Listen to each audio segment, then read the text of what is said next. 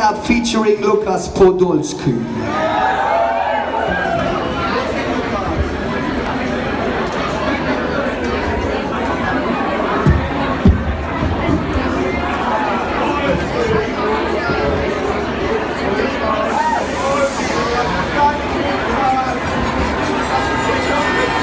Manchmal ist es kein Thema.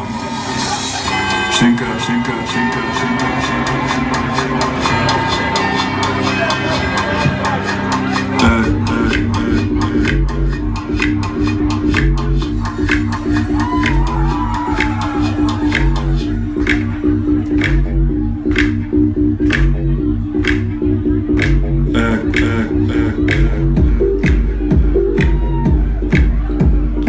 Liebe zum Fußball, die ist so wie mit der Familie und der Frau, die ist immer da.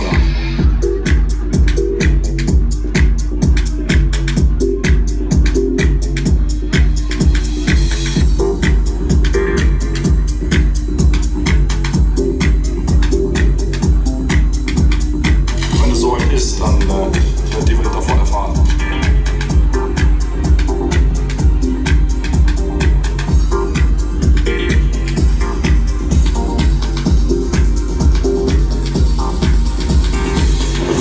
Wie das manche Medien geschrieben haben, bin ich bestimmt nicht hingekommen. Ja, ich finde das total respektlos. Ich habe über 100 Länderspiele, habe viele Turniere gespielt und dann von einigen Medien sich dann als Maskottchen nennen zu lassen, das finde ich unverschämt. Und ich denke, das habe ich nicht verdient. Ich habe eine wichtige Rolle hier, ich habe eine große Erfahrung, das ist mein 7. Turnier. Das alles kann ich in die Mannschaft reinwerfen. Der Bundestrainer weiß, was er an mir hat, auf dem Platz, aber auch neben dem Platz.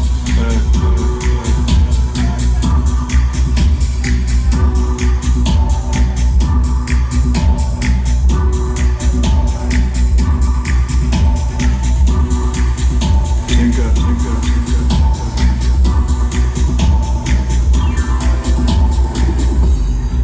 Manchmal ist es kein Thema. Ich denke, 80% von euch und ich kauen sich auch mal in den Eiern.